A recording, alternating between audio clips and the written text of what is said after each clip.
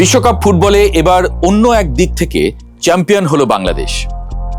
পৃথিবীর কোনো সুস্থ স্বাভাবিক মানুষ এমন কৃতিত্ব নিতে চাইবে না, কিন্তু দুঃখজনক হলেও এমনটাই হয়েছে বাংলাদেশে।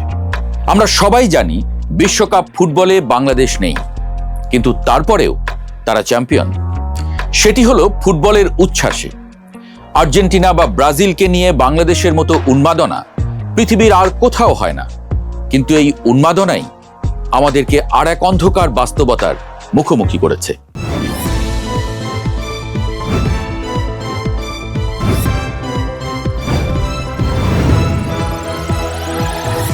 বিশ্বকাপ ফুটবল চলাকালে ফুটবলকে ঘিরেই কমপক্ষে 12 জন মানুষের মৃত্যু হয়েছে।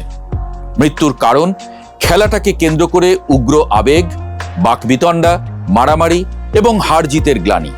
রাজধানীর আদাবরে ব্রাজিল জাপান ম্যাচকে কেন্দ্র করে সহিংসতায় মারা গেছেন আবুল বাশার বাদশা নামের একজন। আর্জেন্টিনা ও মিশরের খেলা চলাকালে কুমিল্লায় বাকবিতণ্ডা থেকে মার ধরে মারা গেছেন শরীফুল নামের এক ব্যক্তি। কুষ্টিয়ায় ব্রাজিলের বিদায়ের পর 19 বছর বয়সী তরুণ রতন গলায় ফাঁস দিয়ে আত্মহত্যা করেছেন।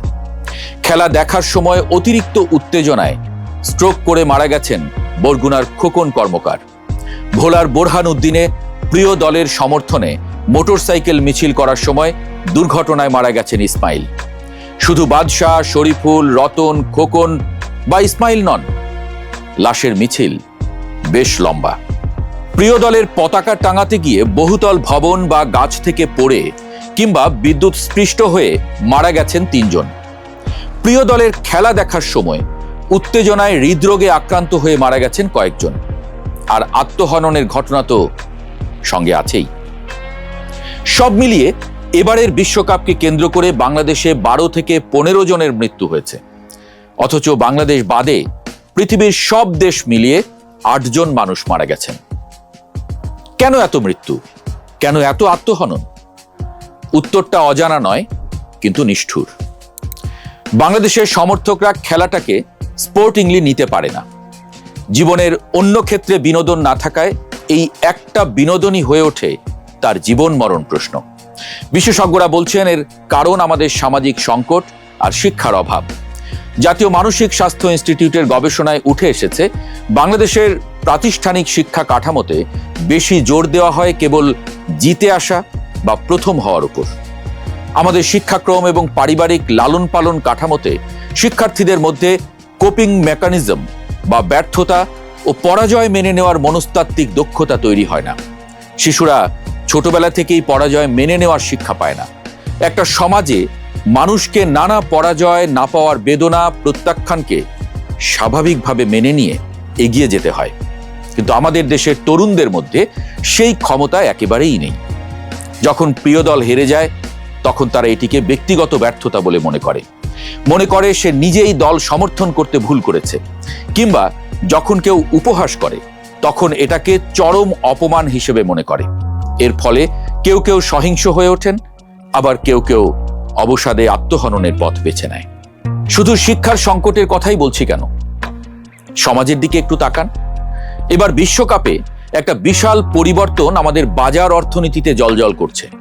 আগে ফুটবল বিশ্বকাপ এলে পাড়া মহল্লায় পতাকা টাঙানোর ধুম পড়ত। প্রত্যেকে বাড়ির ছাদে পতাকা টাঙাতেন। গ্রামে মফস্বলে মাইলের পর মাইল পতাকা টাঙানোর ধুম পড়ত। সবাই মিলে চাঁদা তুলে বড় পর্দায় খেলা দেখার আয়োজন হতো। কিন্তু এবছরে পতাকার চেয়ে জার্সি কেনার প্রবণতা অনেক বেড়েছে। পতাকাটা কিন্তু সামাজিক, জার্সিটা ব্যক্তিগত। গণমাধ্যমে ব্যবসায়ীদের যে বক্তব্য এসেছে তাতে এবার পতাকা বিক্রির হার আগের চেয়ে অনেক কমে গেছে। উল্টো দিকে চীন, থাইল্যান্ড সহ বিভিন্ন দেশ থেকে আমদানিকৃত এবং স্থানীয়ভাবে তৈরি বিভিন্ন দলের জার্সির বিক্রি বেড়েছে গতবারের চেয়ে দ্বিগুণেরও বেশি। সমাজবিজ্ঞানীরা এই পরিবর্তনটিকে খুবই গুরুত্বপূর্ণ বলছেন। পতাকা হলো সামষ্টিকতার প্রতীক, যা সমাজের মানুষকে একসঙ্গে যুক্ত করে, আর জার্সি হলো ব্যক্তিগত পরিচয়ের প্রতীক। সামাজিকভাবে সবাই মিলে খেলা উপভোগ করার এবং আনন্দ বা বেদনা ভাগাভাগি করার সেই যৌথ সংস্কৃতি দিন দিন কমে আসছে। কথায় আছে, আনন্দ ভাগ করে নিলে বেড়ে যায় আর কষ্ট ভাগ করে নিলে কমে যায়। কিন্তু এখন আনন্দ বা কষ্ট কোনো কিছুই আমরা ভাগ করতে পারছি না বা করছি না। অসামাজিক হয়ে ওঠার আরেকটা বড় প্রমাণ খেলা দেখায়।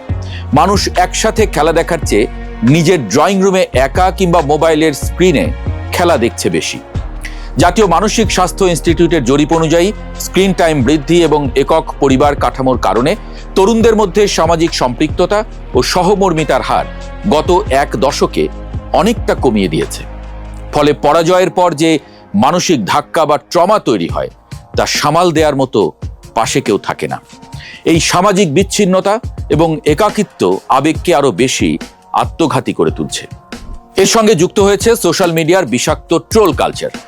ফেসবুক বা টিকটকের মতো প্ল্যাটফর্মগুলোতে এখন সুস্থ ক্রীড়া আলোচনার চেয়ে ট্রোল কালচার বা একে অপরকে নিয়ে ঠাট্টা করার প্রবণতা অনেক বেশি।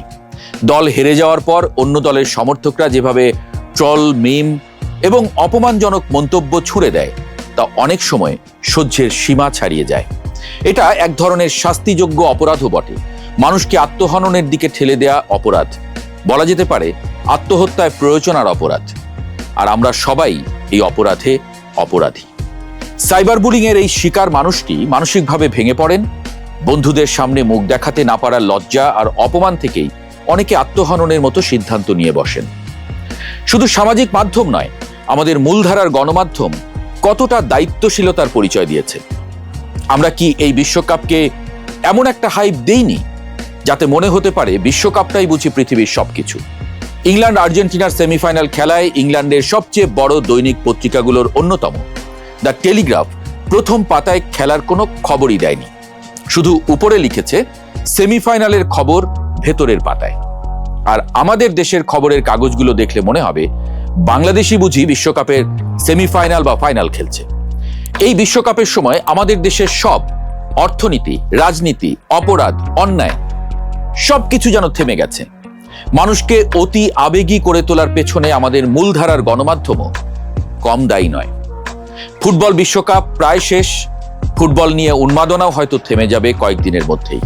কিন্তু এই ফুটবল বিশ্বকাপ আমাদের চোখে আঙুল দিয়ে দেখিয়ে গেল আমাদের শিক্ষা ব্যবস্থা কতটা দুর্বল, আমাদের সমাজ কতটা ভঙ্গুর। যে বিশ্বকাপের মূল উদ্দেশ্যই হলো মানুষকে ঐক্যবদ্ধ করা, সেই বিশ্বকাপ আমাদেরকে আরো বেশি বিচ্ছিন্ন করে দিচ্ছে, আরো বেশি একা করে দিচ্ছে। তাহলে কি ফুটবল নিয়ে বা খেলা নিয়ে আমাদের সব আবেগে রাশ টানবো? না, একদম না। আবেগ ছাড়া মানুষের মনুষ্যত্বই তো থাকবে না। কিন্তু এই আবেগ হতে হবে ঐক্যের, মানুষের সাথে সম্পর্কের। কারো প্রিয় দল হেরে গেলে তাকে নিয়ে ট্রোল করা নয়, বরং তার বেদনায় সমব্যথী হয় তো মনুষ্যত্ব। মনে রাখা দরকার, হার জিত চিরদিন থাকবেই, তবুও এগিয়ে যেতেই হবে। বাধা বিঘ্ন না পেরিয়ে বড় হয়েছে কে কবে।